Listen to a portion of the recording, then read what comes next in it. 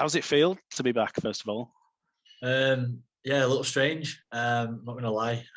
Putting on the Rhinos colours to start with was a bit weird feeling. Then driving down Kirksall Road, going to where the train, just getting little flashbacks of coffee shops that I used to go to. 'Cause obviously, you don't go to this part of the city really unless you obviously going training down Kirksall. So a bit of a trip down memory lane for myself. So it's good though. It's really good.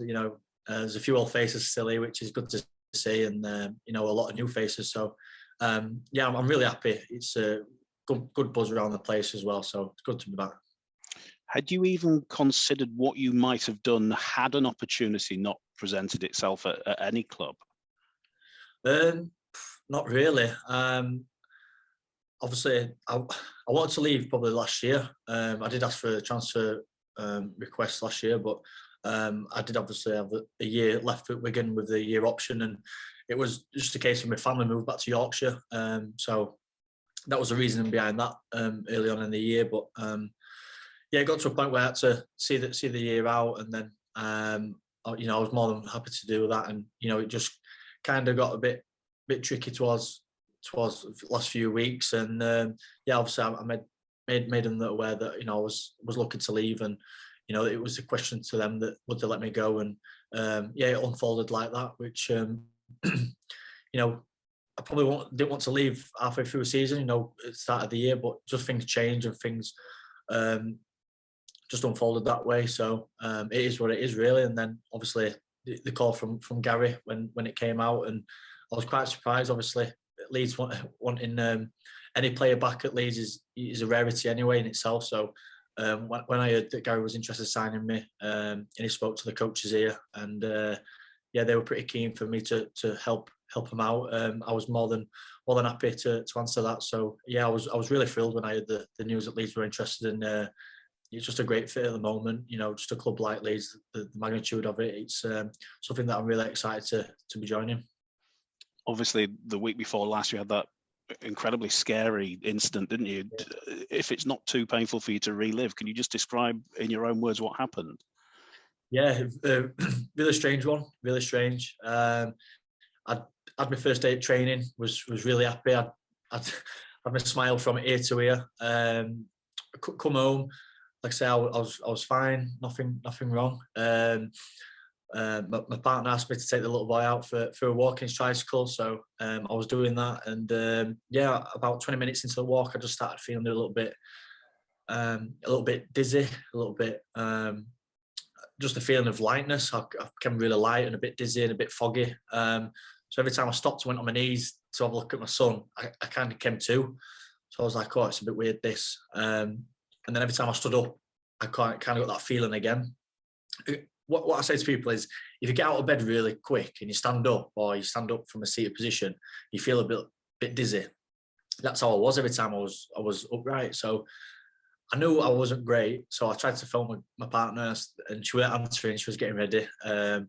So I had to make a decision. Every time I stopped, my son tried to get out of the tricycle. So I thought, if I do that and he tries to get out, and something happens, then I was in the middle of a street. So I thought, right, I'll just try and get home as quick as I can. And I tried to get a bit of a trot on, and I literally went down on the third time, stood back up. Yeah, and I came to, and I was just sat in the middle of the street. Obviously, the first thing I did was, "Where's my son Abel?" And there was a woman straight in my face, so I was like, "Whoa, what's going on here?" And then I made sure that I could touch my son. That was the first objective. And then I was a bit dazed for about 10 minutes, if I'm going to be honest. And I came to, and I was a bit confused as to what had gone on. Yeah, and that was basically it, really. But obviously, as the time's gone on, I've spoke to the medic who was there, and another woman joined, and then a man come in about 15 minutes later to see if I was okay. I've just gone stiff, stood up, fell over, and then I've smashed my head on the floor, which has caused, which we think has caused the fit or whatever it may be. And then obviously I had quite a lot of blood coming out of my head, so it was yeah, very unexpected. Obviously I felt a bit weird, but obviously I didn't expect all that to happen off the back of it. So Yeah, I've had all the tests. You know, I've been to a neurologist, been to see about my heart and everything like that, and I'm really good. I'm pretty fit. The doctor said. So it's just one of those things. I've been. I think we can put it down to maybe stress, and I've had a lot going on the last probably 3 or 4 weeks regarding Wigan, then coming home, and half my stuff's in Wigan, half my stuff's at home, and trying to get a team sorted and training. So I think it's just been a bit like I've been all over the shop, and I've not been probably 100% healthy. Yeah, it's like I say, I've had all the tests. They've come back really positive, and I've just done the stages of training and loading and stuff like that. So I'm pretty good, mate. Like I say, I'm pretty happy. It's just one of those things where, yeah, it's a bit weird. It's just a bit dangerous, obviously, when I had my son. That's all. That's the main thing I'm a bit conscious about. But I'll come out the other side, mate. I'm all right. It's good to see you looking so well now, mate. You mentioned you've come home to your family. Do you feel like you've come home rugby-wise? I do a bit, yeah.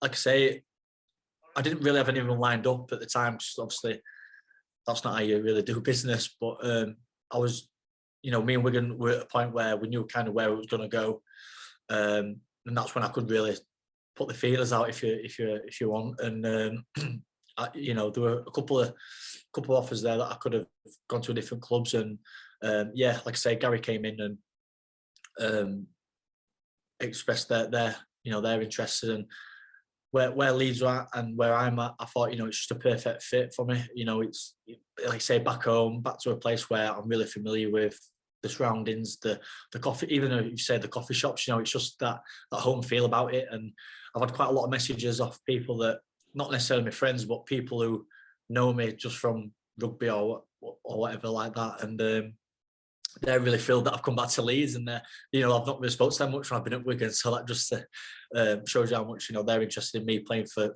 the Rhinos again. So yeah, it's just like a family feel to it here. Like I say, I have some old faces that I've known for quite some time, and it's just a great fit. And I'm feeling really good. Just lastly from me, Zak, I don't think you'd be speaking to us now if you weren't going to play on Sunday. How's it going to feel making your second debut at Salford on Sunday? I've not really thought about it, because last time I was thinking about it, I ended up having a fit on the floor. But now I'm really excited. My family and friends are asking me for 500 tickets. If I could try and get that from Salford, it'd be lovely. But it's I've got a job to do. I'm going to just keep it really simple. I'm 30 now, believe it or not. But I've been at a place where you want to try and score 5 tries and do everything, and it's not quite happened really well. And I've not played for a few weeks. I've not trained for a few weeks. I've had something that's happened to me, not so long ago. So I'm just going to keep it really simple. My efforts never questionable. I hope not anyway. So I'm going to give everything that I've got to give, and just be as good as I can be, and hopefully get some wins on the board for Leeds, and try and get them up to the top right end of the table.